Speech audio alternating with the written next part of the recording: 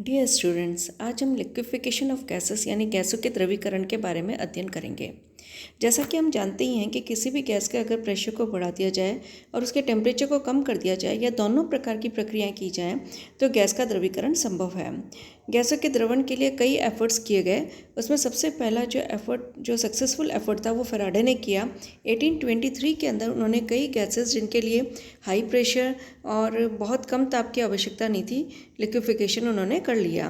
उन्होंने एक बहुत ही सिंपल एपरेटस डिज़ाइन किया था जिसके अंदर हम देख सकते हैं कि एक वी शेप की नली है।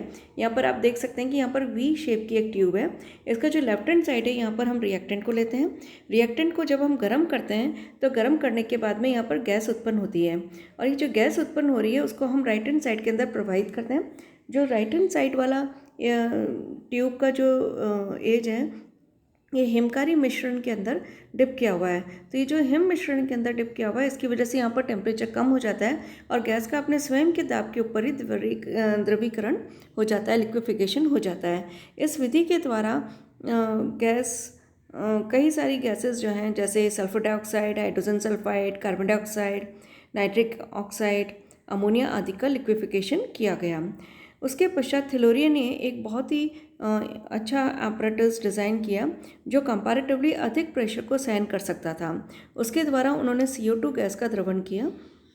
जब CO2 द्रव का स्वतंत्र वाष्पीकरण होता है, इवोपरेशन होता है, तो उस स्थिति के अंदर जो शेष द्रव है वो ठोस के अंदर परिवर्तित हो जाता है।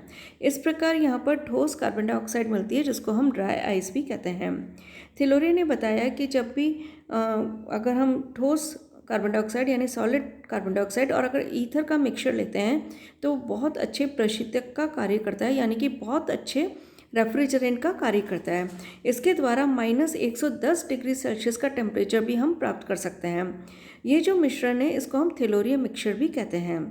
हिमकारी मिश्रण के द्वारा फैराडे ने एथिलीन, फॉस्फीन, सिलिकॉन टेट्राफ्लोराइड आदि जो हैं गैसेस इनका भी उन्होंने लिक्विफिकेशन कर लिया था।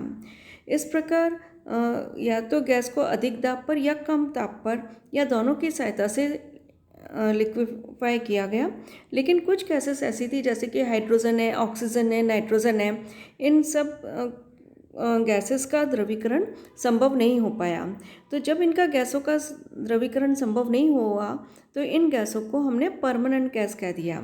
और जो कैलिटेट और पिक्टेट है उन्होंने 1877 के अंदर एसो2 द्रव की सहायता से और 300 एटमॉस्फेरिक प्रेशर के ऊपर ऑक्सीजन और हाइड्रोजन गैस का भी द्रवीकरण कर लिया।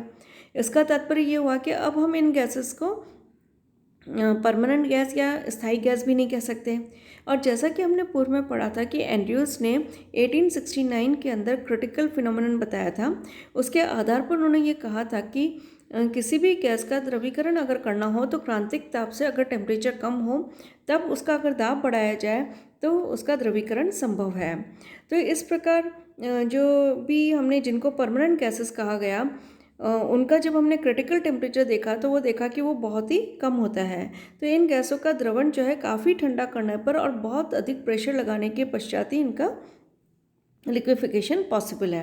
अब गैसों के द्रवण के लिए कम ताप प्राप्त करने के लिए कई सारे मेथड्स यूज़ में लिए गए। पहला मेथड था हिमकारी मिश्रण के द्वारा शीतलन, यानी कि यूज़ लिया हमने फ्रीजिंग मिक्सचर को।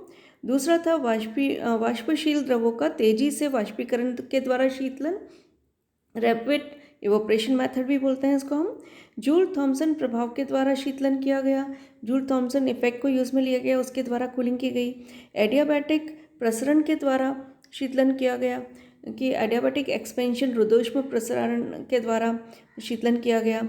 और अनुचुंबकीय पदार्थों का एडियाबैटिक डीमैग्नेटाइजेशन के द्वारा भी शीतलन किया गया कि पैरामैग्नेटिक जो सब्सटेंसेस थे उनको जो एडियाबैटिक डीमैग्नेटाइजेशन है, विचुंबकन है, वो विधि भी हमने यूज़ में ली जिसके द्वारा भी उसका शीतलन किया गया। अब हम सबसे पहले देखते हैं कि यहाँ पर जब हमने जूल थॉमसन इफेक्ट यूज़ में लिया और उसकी एप्लीकेशन के आधार पर हमने किस प्रकार से गैसों का शीतलन किया ताकि वो द्रवीकरण इनका संभव हो सका।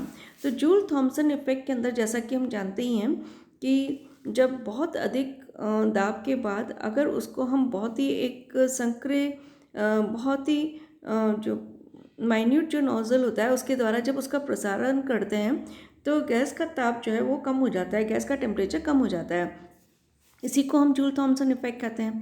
तो इस प्रकार के एक्सपेंशन के अंदर जब अणु बहुत पास पास होते हैं, अत्यधिक प्रेशर के ऊपर होते हैं, तो उनके अंदर आपस में इंटरैक्शन के कारण फोर्स ऑफ जो अट्रैक्शन होता है, जब उसके बाद उनको जो प्रसारित किया जाता है तो इनके जो आपस में जो पारस्परिक आकर्षण बल है उसके विरुद्ध, उसके अगेंस्ट में उनको कार्य करना पड़ता है।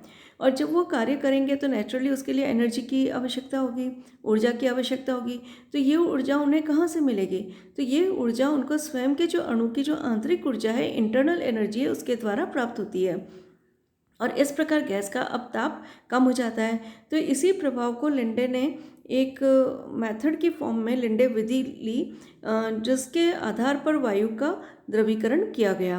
जैसा कि आप यहाँ पर उपकरण के अंदर देख सकते हैं कि वायु पर 200 एटमॉस्फेरिक प्रेशर का पहले दाब लगाते हैं और दाब लगाने के पश्चात में संपीड़न हो जाता है। तो उसके कारण उसमें जो भी जल वाष्प होती है, जो भी वाटर वेपर है, उसका कंडेंसेशन हो जाता है, उसका संघनन हो जाता है। अब जो गैस प्राप्त होती है उसको ठंडी कॉइल में से बाहर निकालते हैं, जिससे संघनित वाष्प जो है उसको हम दूर कर देते हैं। उसके बाद में जो शुष्क गैस अब हमको मिलती है उसको तांबे के सर्पिल प्रभाव के कारण जेट से निकलने वाली गैस का ताप जो है वो कम हो जाएगा। तो इस प्रकार जो भी ठंडी गैस को अब हम अंदर आने वाली गैस जो है जिसको हम प्रोवाइड कर रहे हैं उसको ठंडा करने के लिए यूज़ में लेते हैं। तो इसके पश्चात गैस को कई बार इस प्रकार से रीसर्कुलेट करते हैं। तो उसके कारण क्या होगा कि जो गैस का टेम्परेचर है वो बहुत कम हो जाता है और फाइनली वो लिक्विफाई हो जाती है। और लिक्विफाई होने के बाद में जो लास्ट में जो ये ट्यूब दिखा रखी है हमने, उसके द्वारा हम उस लिक्विड को इकट्ठा कर लेते हैं और एग्जिट ट्यूब के द्वारा हम बाहर निकाल लेते हैं। तो इस प्रकार हम देखते हैं कि सबसे पहले हमने बहुत अधिक प्रेशर को एक्सर्ट किया, जिसके कारण सारी की सारी जल वाष्प थी वो संघनित हो गई। संघनित होने के बाद में उसको इस प्रकार के स्पाइरल कॉइल में से प्रोवाइड किया, जिसके कारण उसका टेम्परेचर और कम हो गया, जेड के साथ प्रसारित हुआ। और फिर उसके अंदर वापस से इसको हम पुनः प्रोवाइड कर देते हैं, जिससे आने वाली जो गैस है वो और ठंडी हो जाए। और ठंडी हो जाए तो इसका मतलब कंप्लीट जो गैस है उसका टेम्परेचर अब कम हो जाएगा। टेम्परेचर जब कम हो जाएगा तो फाइनली वो गैस जो है वो लिक्विफाई हो जाती है। तो इस विधि के द्वारा जूल थॉमसन इफेक्ट के एप्लीकेशन से हमने हाइड्रोजन और हीलियम गैस को द्रवित करने का प्रयत्न किया और इन गैसों का जो ताप था वो घटने के स्थान पर बढ़ गया। यदि हाइड्रोजन का ताप -80 डिग्री सेल्सियस से और अगर हीलियम का ताप हम लेते हैं तो -240 डिग्री सेल्सियस से कम हो तो इन गैसों का द्रवीकरण कर सकते हैं। तो ये जो ताप है हाइड्रोजन के लिए -80 डिग्री सेल्सियस और हीलियम के लिए -240 डिग्री सेल्सियस, इनको हम इन्वर्जन टेम्परेचर भी कहते हैं। तो इन्वर्जन टेम्परेचर का क्या तात्पर्य हुआ कि किसी भी गैस का व्युत्क्रम ताप वह ताप है जिसके नीचे जूल थॉमसन के प्रभाव से गैस को द्रवित किया जा सकता है। और ताप ऊंचा अगर हो जाएगा तो गैस का ताप भी बढ़ जाएगा। तो सरलता से जो द्रवित होने वाली अधिकांश गैस जो हैं उनके व्युत्क्रम ताप जो हैं वो कंपैरेटिवली अधिक होते हैं, तो इसलिए वहाँ पर हम इजीली इनको लिक्विफाई कर सकते हैं। लेकिन हाइड्रोजन और हीलियम गैस, जैसा कि अभी हमने कहा कि इनको द्रवित करने का जब प्रयास किया तो इनका ताप घटने के स्थान पर बढ़ गया था। इसके बाद उन्होंने जो दूसरे हमने जो मेथड्स यूज़ में लेते हैं हम, वो है liquefaction of gases bye adiabatic expansion, यानी रुद्धोष्म प्रसार के द्वारा गैसों का द्रवीकरण। जब भी किसी गैस के दाब के विरुद्ध प्रसारित किया जाता है तो अणु के द्वारा किए गए कार्य के कारण उसकी गतिज ऊर्जा कम हो जाती है और गैस का ताप कम हो जाता है। इस सिद्धांत और जो जूल थॉमसन इफेक्ट है, उन दोनों को जब हम कंबाइन रूप से प्रयुक्त करते हैं गैसों के लिक्विफिकेशन के लिए तो उसको हम कहते हैं क्लाउड विधि। सो क्लाउड ने इन्हीं दोनों सिद्धांतों को यूज़ में लिया कि पहला तो जूल थॉमसन इफेक्ट ले लिया, दूसरा उन्होंने कहा कि जब भी किसी गैस को दाब के विरुद्ध अगर हम एक्सपेंड करेंगे, प्रसारित करेंगे, तो गैस के अणुओं के द्वारा किए गए कार्य के कारण उसकी जो गतिज ऊर्जा है वो भी कम हो जाएगी। तो इस प्रकार इस विधि के अंदर कार्बन डाइऑक्साइड रहित शुष्क वायु जो है 200 एटमॉस्फेयर वायुमंडल दाब पर संपीड़ित कर हम देख सकते हैं यहाँ पर कि ABC एक नली है, उसके अंदर हम इसको प्रोवाइड करते हैं। अब ये नली जो है बिंदु के C भाग पर हम देख सकते हैं कि 2 भाग के अंदर यहाँ पर डिवाइड हो जाती है और जो दो भाग के अंदर डिवाइड हो रही है वायु का, वो एक भाग तो सिलेंडर डी के अंदर प्रवाहित हो जाता है, वहाँ पर वायु प्रसारित होकर पिस्टन को बाहर धकेलने का कार्य करती है, जिसके फलस्वरूप इसका टेम्परेचर कम हो जाता है। अभी जो ठंडी वायु है उसको ई के द्वारा पुनः इसके अंदर प्रवाहित करते हैं, जैसा कि हम यहाँ पर देख सकते हैं कि नीचे से वापस ऊपर की दिशा में ये गमन करती है। और सी ई में से प्रवाहित करने के वाली जो संपीड़ित वायु है अब उसको ये ठंडा कर देगी।